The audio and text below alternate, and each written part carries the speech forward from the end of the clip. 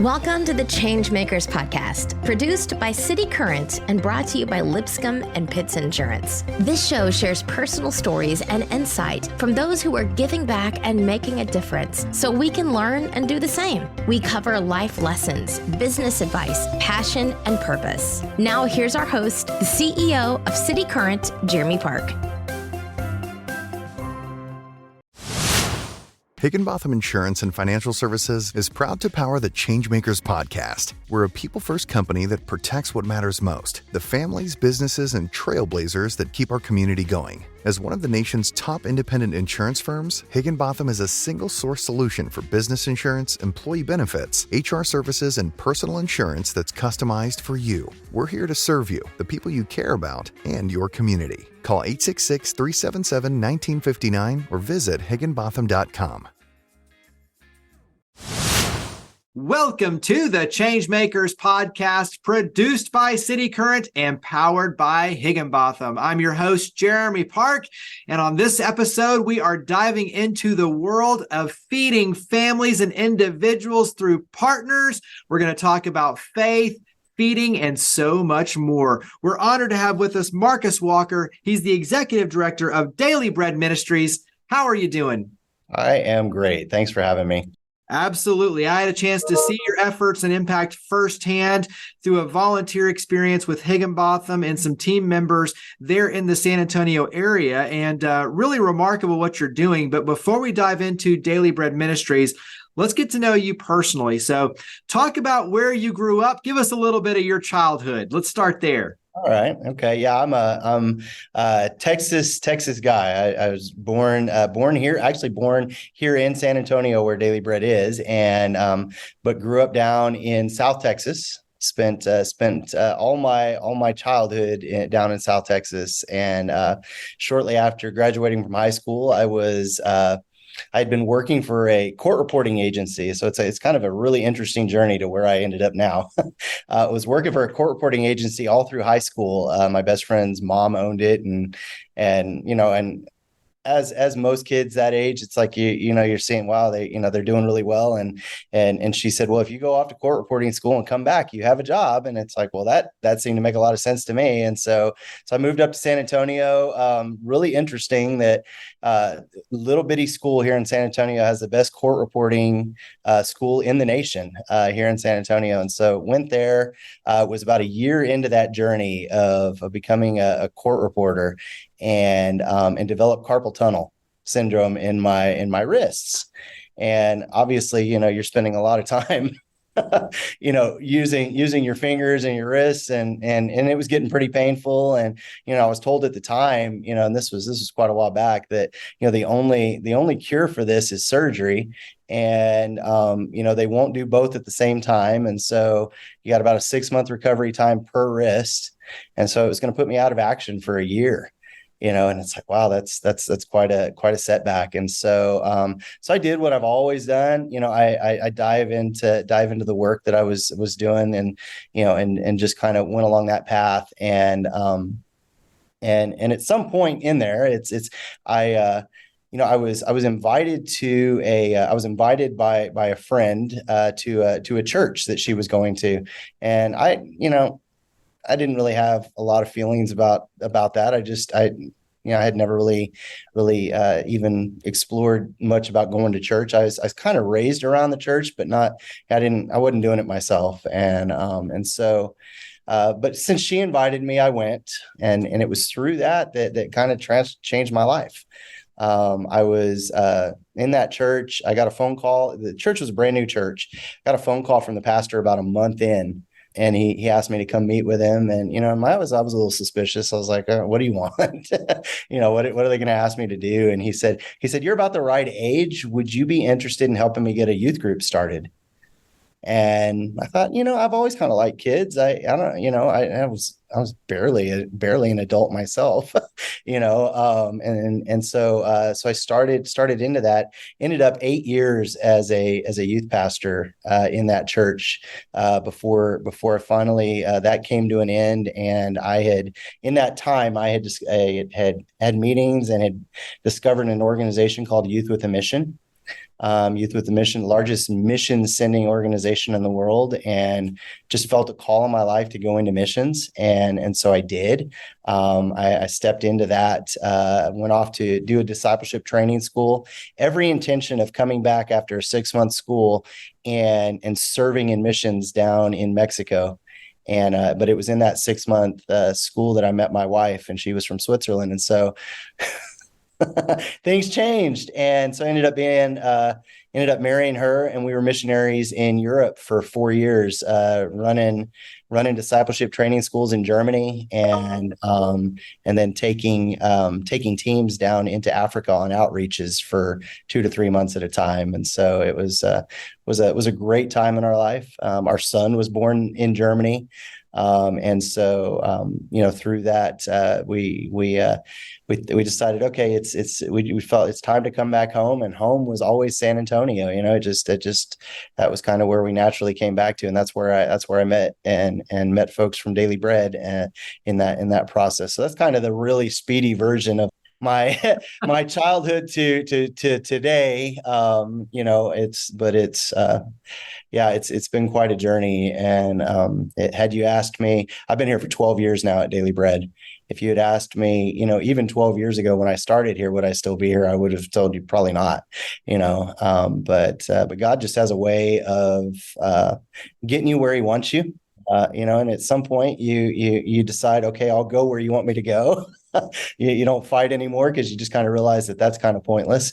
And so I am one of those people that gets to get up every morning and I get to go to this place. I can't believe I get paid to do what I get. Not every day is perfect. Nobody ever has that, but I love what I do. And if he'll let me do it for the rest of my life, I will.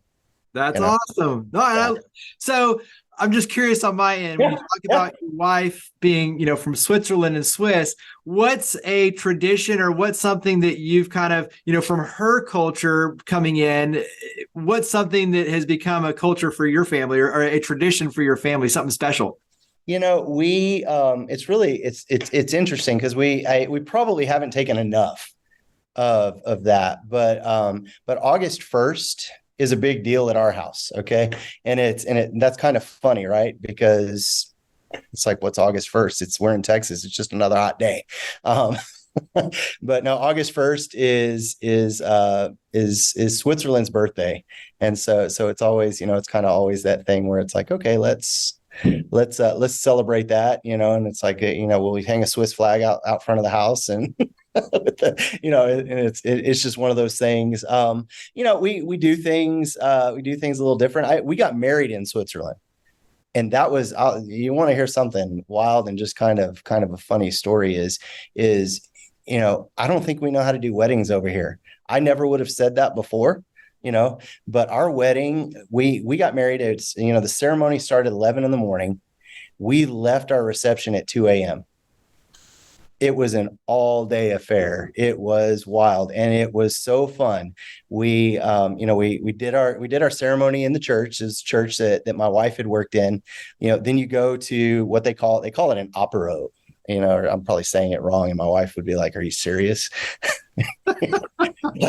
but it's basically everybody that can come, anybody can come to the wedding. Anybody that wants to come can come to the wedding. And then there's this thing, and they have hors d'oeuvres, and they play a lot of games, and really the bride and groom are kind of the butt of all jokes at this event.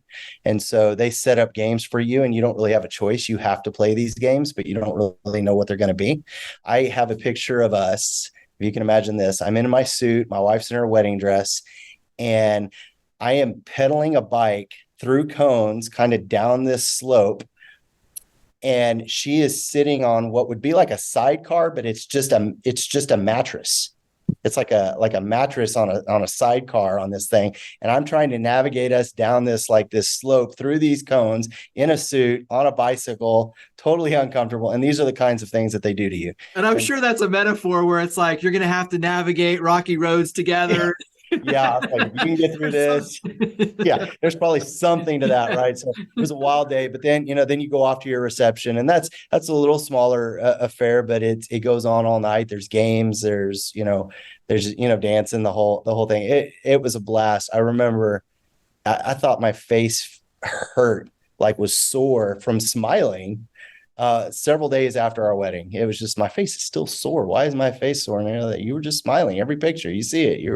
It was a great time. We had a lot of fun. So some cool traditions, but since you asked that question, I think I ought to probably go home and ask her, what kind of things should we be incorporating here? Because our son is not, our son is pretty American. Even though he's got a Swiss passport and an American passport, he's pretty American. And so we probably should look into that a little. Yeah, well, I mean, all of those create special memories. And so Sure. has service always been a part of your life? Like looking back, I know that, obviously you talked about kind of the start for you personally in terms of stepping into the church and the power of the pastor saying, hey, take this opportunity. But has service always been there, or is it something that you think has really more formalized as you've gotten a little bit older and stepping into those roles? Yeah, probably a little bit more. I think I was a pretty self-centered teenager, which is, I guess, probably not that uncommon. But yeah, I think it was more my introduction to my faith that kind of drew some of that stuff out of me. I think that the good things that are in us sometimes need to be drawn out. We talk about that all the time with some of the poverty alleviation training and things that we do here at Daily Bread that I know we'll get into here in a little bit. But there's good gifts and abilities in people, and sometimes they just need opportunity to use them, or opportunities to maybe recognize and see them. And so I think the church did a pretty good job of drawing some of that out of me and helping me kind of see, oh, wow, I really do just truly enjoy doing this kind of stuff. It's not something I feel like I have to do, or that I'm, but it's just something I enjoy. So, so probably a little later in life, and once the faith part of my journey started, I feel like that's really probably where that came into play more.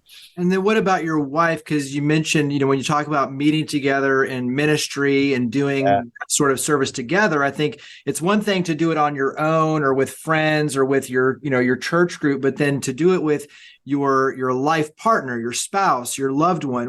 How has that kind of fueled that service and that, giving back mentality? Yeah. So she is, my wife is, she's amazing. Serve is just, it just flows out of her. I'll give you just kind of a little backstory of just something God showed me once. You're just reminding me of it as we're talking. When I first moved to Germany, my wife Doris and I, we hadn't gotten married yet. I was going over there. I wasn't 100% sure. Are we supposed to get married? Or are we not? I need some time. I needed to get to know her in her culture, and so I went to Germany. I was an hour north of the Swiss border. I'd go down on the weekends, get to meet her friends and see her. But I was working with this organization, Youth with a Mission, in Germany, and I said, I'll come for 3 months and I'll do whatever you need me to do. I just need the weekends off so that I can go down to Switzerland and I can spend some time with her and her friends and stuff. And she was working down there at the time, and so I remember I got to Germany and they were like, everybody was so amazed to meet this guy that was willing to work in hospitality. And I was like, I have no idea what that means, but okay, whatever. I just didn't really understand what they meant. And what I quickly learned is that it meant I was washing sheets. I was preparing meals. I was doing all of these very service-oriented, kind of very basic service-oriented type things.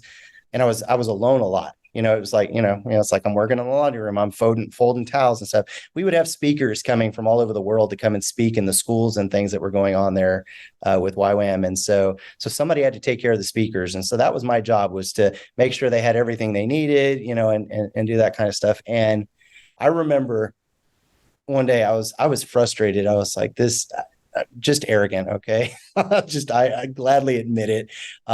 Just talking to God and saying, God, this is such a waste of me. Because I had been working in the church and I can speak in front of groups and I can, and all these things that we hold in such high regard. Right. And so I just remember God just really kind of put me in my place. It was, if you have such a low view of the things that I have you doing right now, how are you ever going to love your wife well? Because these are the things that she excels in. She excels in just serving others behind the scenes. And I was like, wow, and I'm so grateful for that lesson, because if I hadn't learned that lesson, we would have gone into our marriage and I would have always viewed her giftings as less than mine. And in that would have, that really wouldn't have been good for our marriage, And so, so it's interesting. You just reminded me of this, and it's good to remember it even now. But, so, I think that there was a shift that took place in me in that time of just understanding that. And so as we've moved forward together in ministry, we were blessed to have a son. We had said before we got married, if we ever had kids, she desired to homeschool. She wanted to homeschool him. And so her life looks her service life, and us together looks a little different, but 2 years ago, I took over as executive director here. Like I said, I've been here for 12, but 2 years ago, was when I was officially offered the position, and we kind of went into this together. It was possible that this could have come sooner, but our son was young and it wasn't the right time for us. And so I didn't even try to pursue it, in a previous opportunity. But we prayed about it together. We talked about it together. What does it mean? What does it mean that I'm going to take over the leadership of this organization? And what role does that mean that she has in that? She's not here on a daily basis. She's not necessarily involved in anything on a daily basis, but she, when I'm going through some hard stuff, or I'm wrestling with some decisions and stuff, she is a fantastic sounding board for me. She knows me better than anybody knows me. And so she knows what I need to hear, and she's not scared to tell me the things that I don't want to hear. And so that's kind of life right now. Our son is 15. So we are starting to have some conversations about, okay, it's not going to be too long before we're empty nesters. And what does that look like? And there is a desire for us to serve together in a more traditional way. And so we're just kind of starting to navigate those conversations right now, just to get ready for that, probably 2 to 3 years from now when that becomes a reality. And so,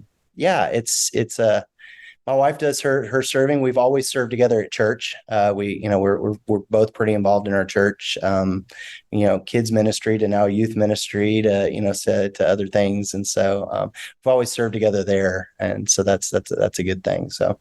Well, I think that's an important, lesson when you talk about taking on like the executive director role, really any sort of role like that, especially with a nonprofit. I mean, I look at the same even with City Current, is that it becomes a calling. It's a responsibility. And with that, it's an individual role, but it's a team role with you and your spouse, because to be able to have the freedom to go and do the things that need to be done, to work the hours, to do all of that takes a very strong support network. And like you said, understanding strengths, weaknesses, how to motivate when you're down and encourage, like all of that, it is a true team effort to be able to drive success within any organization. And so I think that, and then like you talked about, the appreciation of what service means and looks like, and the strengths, with your spouse, that's a very important part of the equation. Like you said, not only for your happiness and for your marriage, but just for each other, because when you look at each of you having different skill sets in how she serves versus how you serve and how that manifests,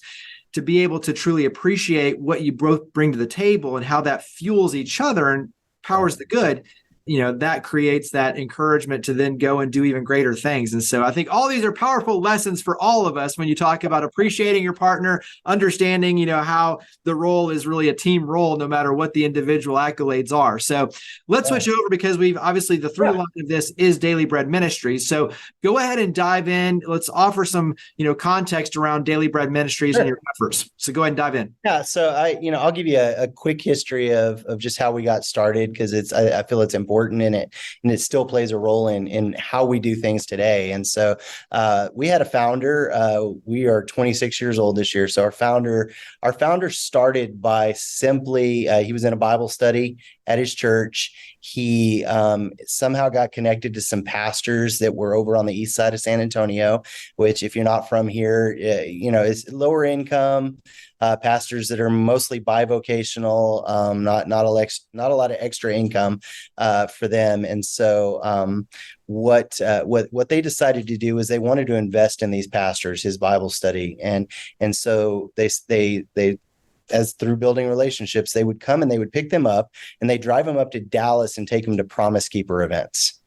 And if you've been around a little while, Promise Keepers, big men's conference, and they just saw it as a way to invest in some of the pastors that were over here on the east side. And so through that, he would hear them talk in these 4 to 5 hour drives up to Dallas, about how people in their church were food insecure.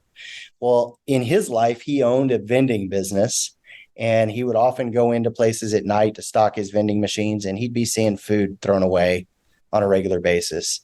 And he just felt like God spoke to him one day and said, well, what would it look like if you asked for that food and you got it to those pastors? Could those pastors then get it to the people that need help in their church? And so one Thanksgiving, he decided, I'm gonna do that, and did it again at Christmas. And here we are 26 years later, about $10 million worth of food a year. Still doing it through the basic same idea. We've built obviously a lot of relationships over the time. We do pick up about $10 million worth of food a year and distribute that out to a network of about 100 different churches here in San Antonio. Actually, I think I saw the number this morning. We're at 105 active at the moment that are picking up food from us. They take that food, they go back out into the city, and they run food pantries.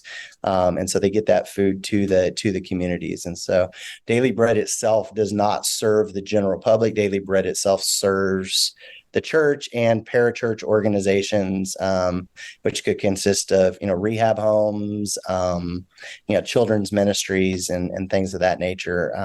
But the key denominator there is that they're faith-based organizations. And so that's who we work with. And if we leave this conversation and you leave thinking that we're a food ministry, I say this a lot, I have not done my job well.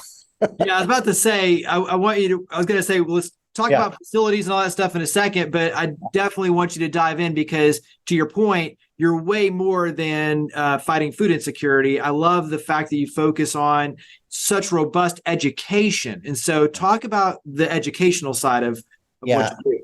So we operate from a core belief that God has a plan for every life, and that every life has value, and everyone has gifts and everyone has abilities. But there's a lot of things that are getting in the way of people operating in that capacity. And so what we do with our church partners is we're big fans of an organization called the Chalmers Center. Out of Chattanooga, and they wrote a book called When Helping Hurts. And that is kind of the backbone for a lot of the work that we do in the training area. We want to help these churches begin to identify poverty a little bit differently than they probably do. Most Americans, when we think of poverty, we think of a lack of some material thing. And the fact of the matter is that it is such a deeper issue than just material things. If you go around and you ask poor people throughout the world, what is poverty? They describe it in much different ways than we do. They talk much more about how it makes them feel and just, how they feel like they can't overcome things and just what it does for them as a person. They don't talk nearly as much about what they don't have. And so that really speaks to thinking about it differently. And so we believe poverty is rooted in broken relationships. And not to, I'm not going to read the book for you. I highly recommend go out, get the book When Helping Hurts. It's a great book, especially if you're kind of wondering, how do we deal and how do we do this in a good way, in helping people that are in poverty. But the core belief for us is that poverty is rooted in broken relationships. And so when you habitually do for others what they have the ability to do for themselves, you're not helping them, you're actually hurting them. And that's just kind of a core belief there.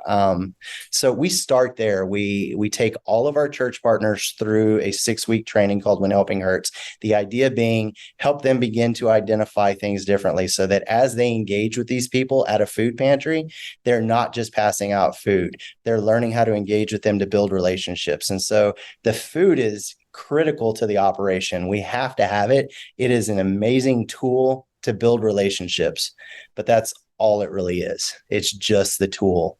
And so through that process, we require our partners to take that one course, but then we offer several others, and we're working on some new ones even. And so I'll just kind of list them and give a real brief, just, for time's sake here. Obviously people need jobs. Part of our brokenness is just not understanding how to go about getting a job and keeping a job. And so how do we help people with that? So we do a course called Faith and Work. Faith and Work is basically going to cover some of the basics, like how do I build a resume? Why is it important to show up to work on time? How do I deal with conflict in the workplace? What do I do when my boss talks to me a certain way and I don't like it? Some really things, but at the same time, let's change the way we think about work. So let's go through and let's find out, what does God have to say about work? Because we need to get a different idea. If I'm the kind of employee that shows up to work and just says, I'm here because I have to be, yeah, maybe I get the job done, but my life is not everything God wants it to be at that point. I'm going to struggle to ever excel in my job. My employer is never going to see me as somebody that they want to promote, because I'm just doing the bare minimum because I'm looking at it as this is what I have to do. But if I can begin to understand that I have gifts and abilities that are inside of me, and I can use those gifts and abilities, not just to provide for my family, but when I do that, I'm honoring God and I'm glorifying Him, then it changes the way I think about work, and I'm a different kind of employee. So that's really where we want to get at with Faith and Work. Faith and Finance is then the obvious next step. You've got a job, but if you have no training in the area of finance, you're probably going to misuse the money that you're now earning. Most people are familiar with, some of the larger things that are out there. Dave Ramsey's financial piece is a fantastic tool. It's written more for your middle to upper class folks. People that are dealing with poverty are not necessarily ready to figure out how to save $1,000 or, what they should invest in. They're just trying to figure out, how do I feed my kids and keep the lights on and stuff. And so they need something a little more basic. And so Faith and Finance really does do that. It does, again, start with, how do I honor God with my money? What does that look like? But then let's talk about, how do I build a budget? How do I track my spending? Why are payday loans a bad idea? How much interest should I pay on a car payment? We hear it all the time. People that are going out, they got a job, they got to get to work. San Antonio doesn't have the best public transportation like some cities do. And so they got to get a car, and they don't have any credit. So they're spending 28-30% interest on a car that they bought off a lot on the corner because that's the only people that would give them a car. And then they're stuck with a car that breaks down.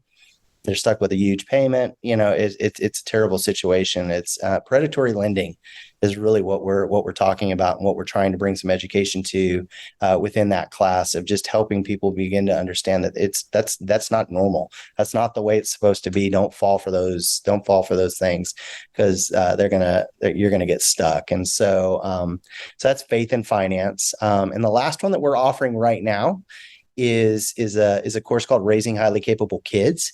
And for me personally, it's my favorite. I love that we're doing the job training and the financial training. I think those are really great things, but we're doing that mostly with people that are pretty far down this path of poverty, where in Raising Highly Capable Kids speaks a little bit more to the idea of, we could catch some things upstream and actually change things before they get all the way downstream to where they're falling into these traps and these situations. And so what if we could help people better parent their kids and break the cycle of poverty in their lives?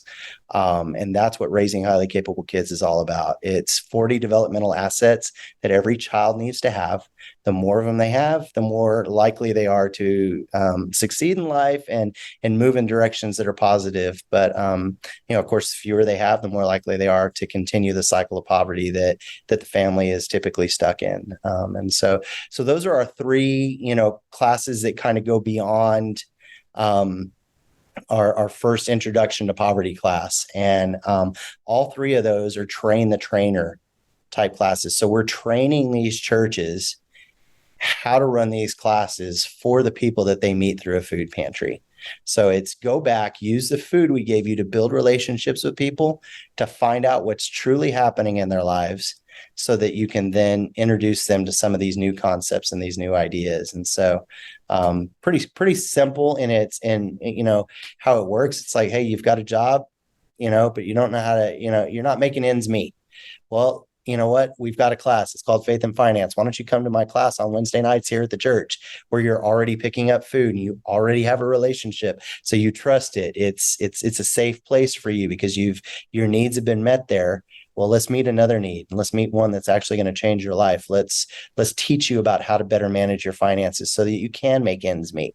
That's really kind of how that works.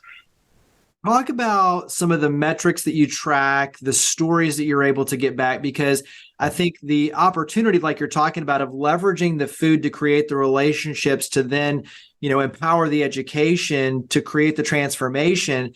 But you're in the middle, like you're receiving the food over here, leveraging that, and making sure that gets to the churches, teaching the churches and the teams to training them to be equipped.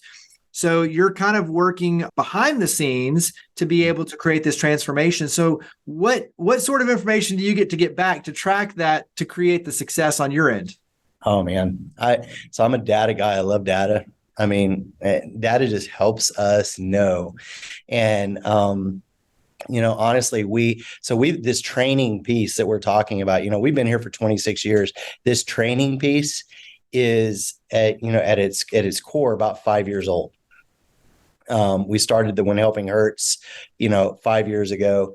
The other classes that I've talked to you about have just been in the last couple of years that we've launched these. And so we're kind of in this proven process kind of cycle right now, where it's like, okay, we trust the curriculum. We know it works, not just because of what we're seeing, but also because it's being used in other places. So it's not curriculum we wrote. We know it works, but is the process the best process? And so we're in the middle of right now building this 5-year plan of what we want to see happen in the next 5 years in the way of training, because metrics are difficult from where we're sitting.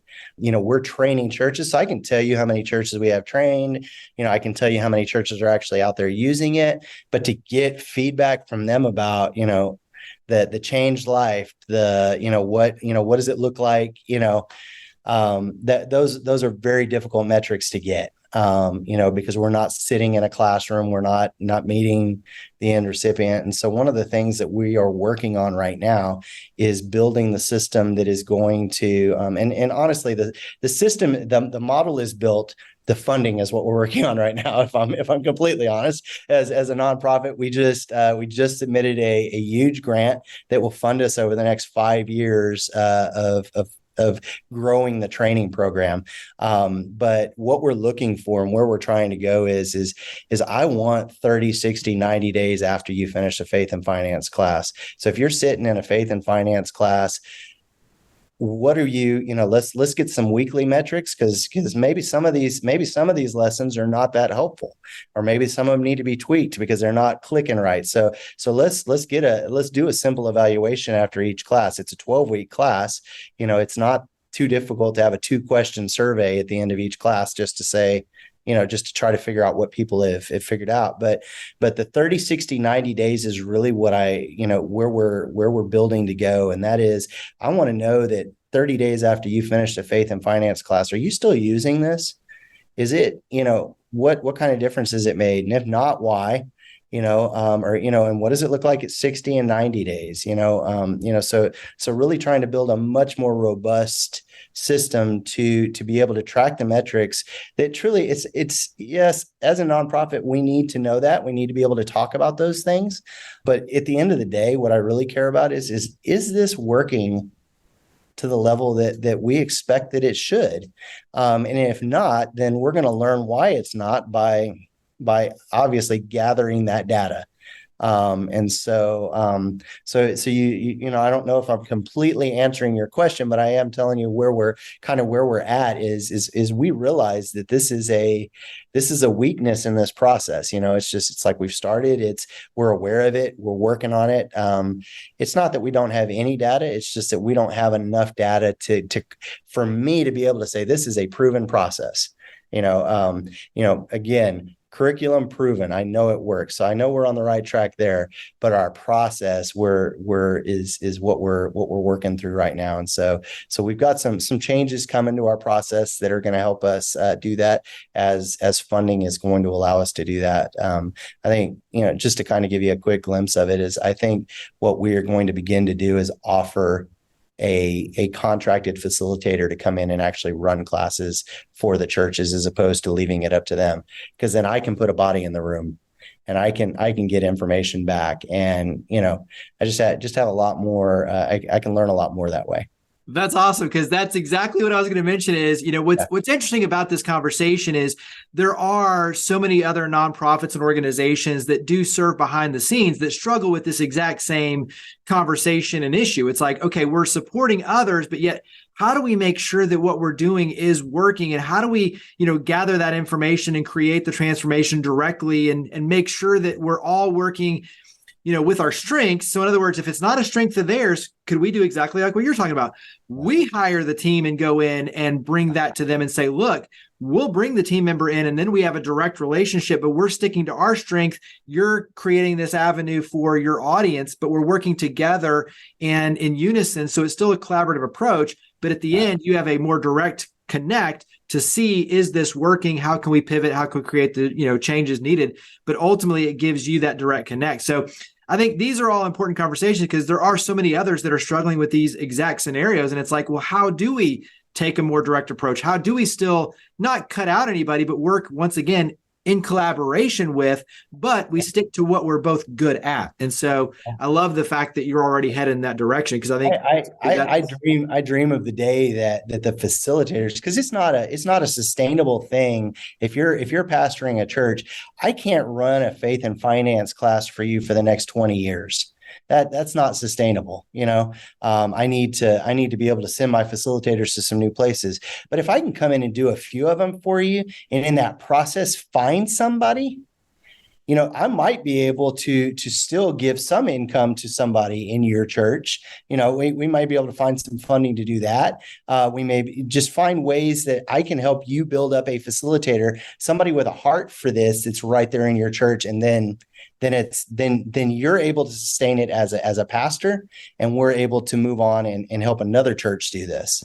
And I think these are the small innovations. Like when you think about, innovation, it's like, oh, you got these big innovations, new technology. No, these are innovations when it comes to social impact, where it's like, how do we work together to, get what ultimately needs to be done? So, creative ways, creative problem solving to make a social impact. So I love it. Yeah. Yeah. Sustainability is the thing it's always right here. It's like, okay, I want to do this, but can we sustain it? And that's a big question. So, yeah. Talk about your facilities, because I had a chance, as I mentioned, to see it firsthand. And, beautiful facility, huge. Obviously, when you talk about the refrigeration and all the things that are needed, but touch on that and then tie that into volunteer opportunities as well with Daily Bread Ministries. Yeah, so we have about a 55,000 square foot facility. About 10,000 of that is office space, classrooms, things of that nature. Which, if you're local or if you're in town and looking for a place to meet, we are regularly saying, hey, if you need a place for a day to get away and do some strategic planning with your team, I'm sitting in our conference room right now. We gladly open that up to folks. let us give you a tour. That's all we say. Let us give you a tour of the place, show you what we do.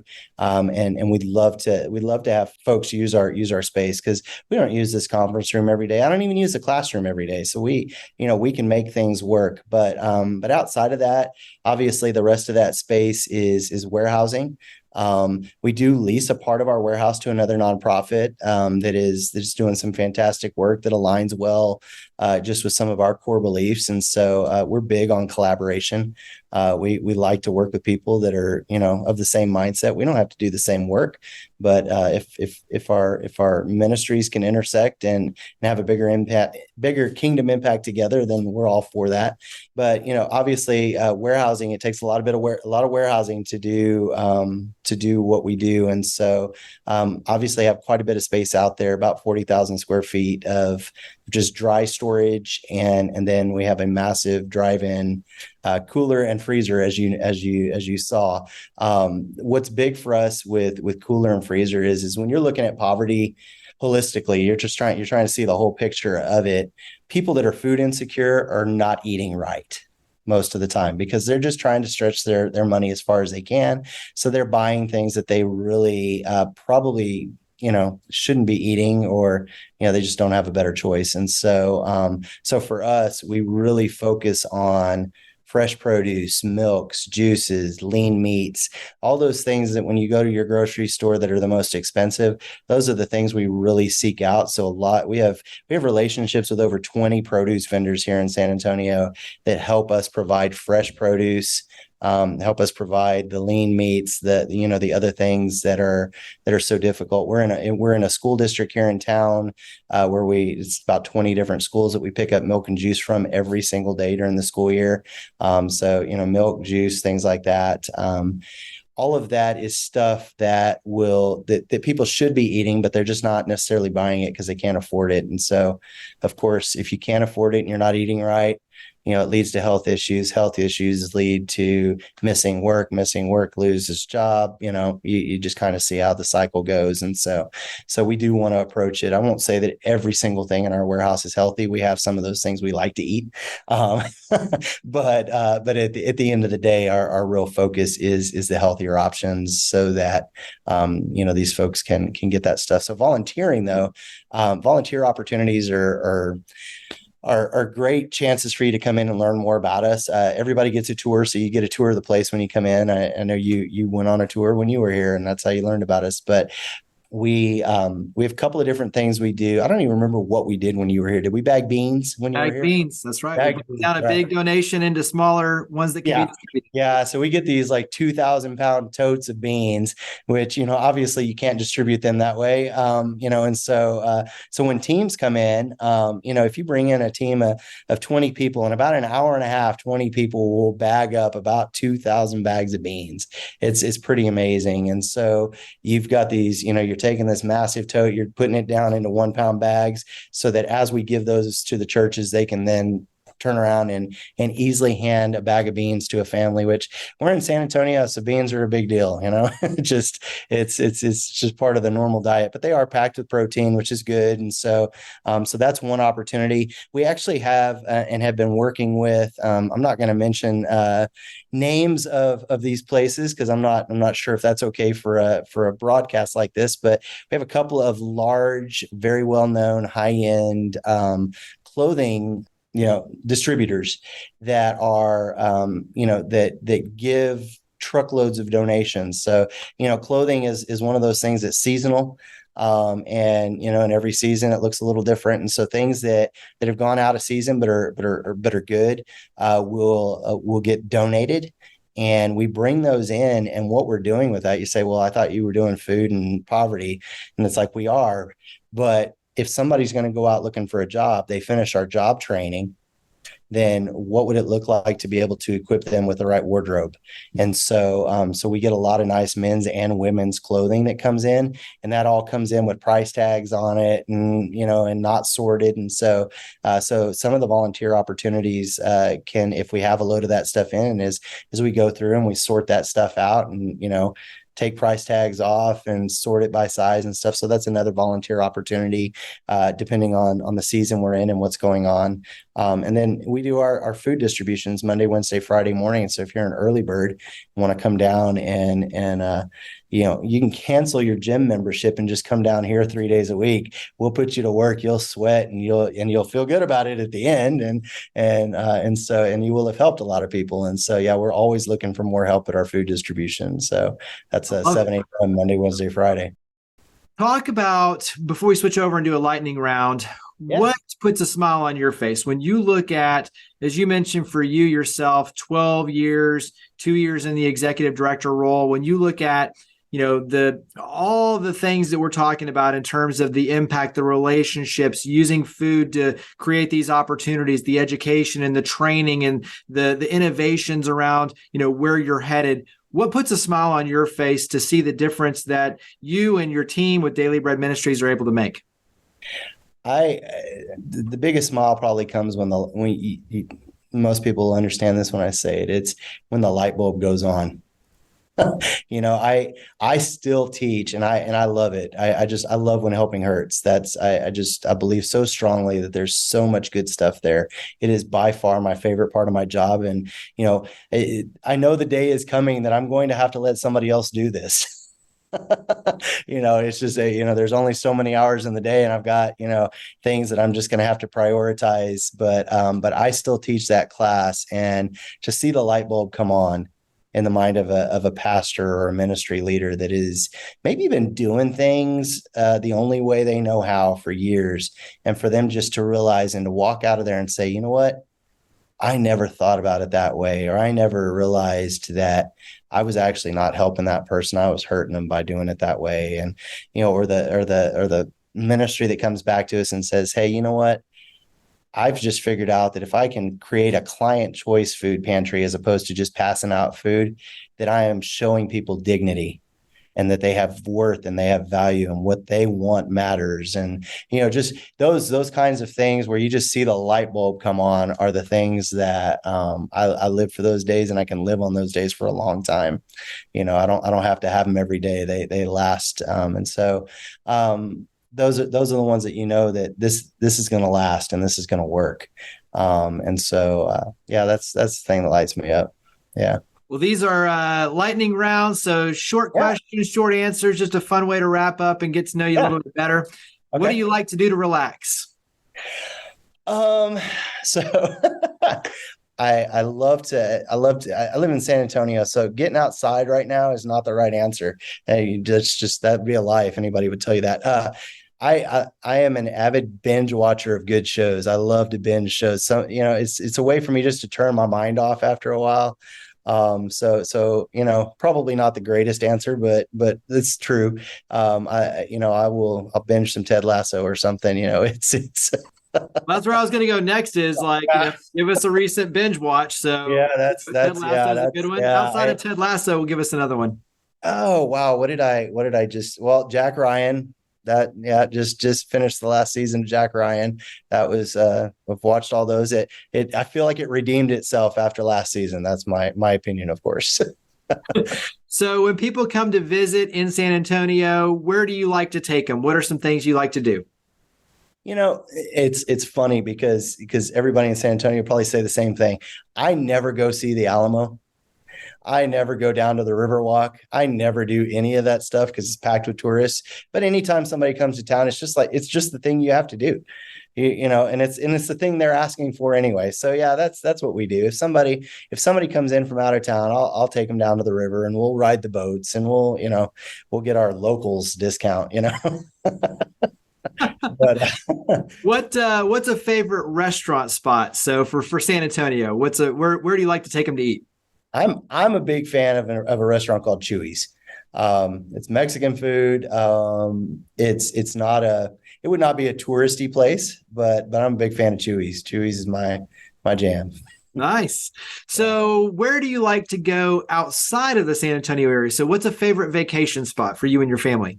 Well, that's obvious. That's Europe. That's Switzerland. That's yeah. My wife is Swiss. So one of our core values as a family is travel. And so we want to go and we want to see everything. Now, if I can get to Europe, I'm there anytime I can do it. It's been hard the last couple of years, and it's getting pretty pricey too. But we are on a different mission. I have a 15-year-old son that is a huge football fan, and he and I watch football together, professional football. And so he is on a quest to see every NFL football stadium. And so if we stay in the States, that's typically what we're doing, is we're seeing a city that has a football stadium in it. So I think he's checked about 13 or 14 of them off so far. And That's so cool. Yeah, that's a good bonding thing for you and your son too. And that's also one of those where it's like, with all the new stadiums, it will continue to evolve. I know. Right? I'm like, dang it, they built a new one. We got to go back now. Exactly. Yeah. Yep. And that one's not cheap either. That when you talk about traveling to Europe, going to NFL stadiums and watching an NFL game, that's not cheap either. Yep. No, that's not cheap either. No. What's a favorite kind of date night for you and your wife? We're pretty simple people. If we can go and just find a quiet restaurant and just sit and have a conversation, that's what we're going to do. And so we typically do that. My son is in high school. He goes to a small group with our church on Sunday nights. And so Sunday night is date night for us. And we just get to go out, and we go through some questions together and just, checking in with each other. And it's good. It's been really good, over the last year since he's joined the small group. So, yeah, so that's kind of our date night. We did go see Oppenheimer, I guess last Thursday when it came out. We went and saw that. That was, we do that every once in a while. We don't make it to the movies much, but every once in a while. You don't have to get the quote correct, but what's a favorite quote or saying that inspires you? Oh, wow. I'm inspired by that quote I gave you earlier. I have a hard time separating life and work because I just love what I do so much. And so, that quote that I said earlier about, when you habitually do for others what they have the ability to do for themselves, you're hurting them. I try to live by that, not just teach that, to our churches, but, I'm raising a 15-year-old son, and I need to call out the capabilities and the giftings that are inside him. If I just do everything for him, what's going to happen when he's out of the house? I have a job to equip him as his father. And so, it's a great quote, but it's a quote I try to live by as well. It's at home as much as work. Yeah. Yeah. Especially as a father, that definitely sinks in for sure. Yeah. So you're creating your legacy every single day with what you do. And obviously you have a long, opportunity ahead of you, but many, many years from now, what do you hope people say about you and your legacy for you and your family, personally, but obviously too with Daily Bread Ministries? Yeah, I'll start with family. I hope that people can see that this is a guy that loves his wife well. I've known some men in my life that I would say that about, and that inspires me to want to be that. I want a relationship with my son, beyond, we have a great relationship now. He's 15 years old, and we have a great relationship. And so, if he can leave our home feeling like I've equipped him as best as possible to do life, then I feel like that he could look back and say, hey, my dad taught me the things I needed to know to be able to navigate this as a man of God. That's important. As far as Daily Bread is concerned, and just what we're doing here, we have a 20-year goal. We are looking beyond San Antonio. We feel like God is calling us into new markets. We regularly have heard over the years that we're, we need this in Houston, or we need this in Dallas, or we need this in Corpus and Austin and places like that. And so we are working the plan and have a 20-year, BHAG, a big, hairy, audacious goal, if you're not familiar, to see Daily Bread throughout the state of Texas. And I've already said, I've told my wife, 20 years from now, I'll be 68 years old. I could walk away from Daily Bread at 68 years old if we're there, feeling like I've done everything God has called me to, and I could gladly hand it over to the next person to take it to wherever it's supposed to go from there.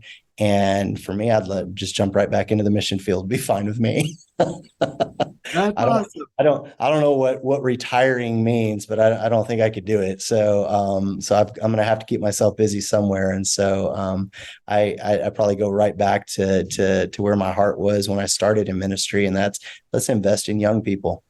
Yeah. They've got all the energy. So let's give them some direction and let them go for it, And so, well, and hey, serving keeps you young. So, I mean, that's the thing is, having that higher purpose of service and serving others. And, I think that's the part that you can't separate that out. If it's in you, and it's going to drive you all the way through. So I love that. Yeah. We'll wrap up with where we can go to follow you, but, obviously get involved with Daily Bread Ministries. So website, social media, where do we go to carry this conversation forward and to get involved? So website is simple. It's DBMSA, which is basically just Daily Bread Ministries San Antonio. So dbmsa.org is the webpage. Daily Bread Ministries on Facebook, Instagram, LinkedIn. Those platforms, you'll find Daily Bread Ministries. Follow us on there. We're pretty active on those as well. So any help you can give us on staying active, on following us and sharing our stuff is really helpful. And just to get in touch with us here, you can get all that information on the webpage, dbmsa.org. Well, Marcus Walker, you are a change maker. Greatly appreciate everything you're doing to be able to make a difference, to power the good in San Antonio and in the future, well beyond. So definitely appreciate everything you're doing. Thank you so much for coming on the podcast. Thanks so much for having me. It's been a lot of fun. You've made me think of some things I haven't thought about in a while. So it's fun to be here. Thanks for having me. Higginbotham Insurance and Financial Services is proud to power the Changemakers podcast. We're a people-first company that protects what matters most, the families, businesses, and trailblazers that keep our community going. As one of the nation's top independent insurance firms, Higginbotham is a single-source solution for business insurance, employee benefits, HR services, and personal insurance that's customized for you. We're here to serve you, the people you care about, and your community. Call 866-377-1959 or visit higginbotham.com. Thank you for listening to the Changemakers podcast, produced by City Current and brought to you by Lipscomb and Pitts Insurance. To learn more about our guests and share your stories of others leading by example, visit us online at citycurrent.com or follow us on social media using @citycurrent. Please make sure to subscribe, rate, and review our podcast wherever you listen. Now, think big, start small, and act now. Be a change maker.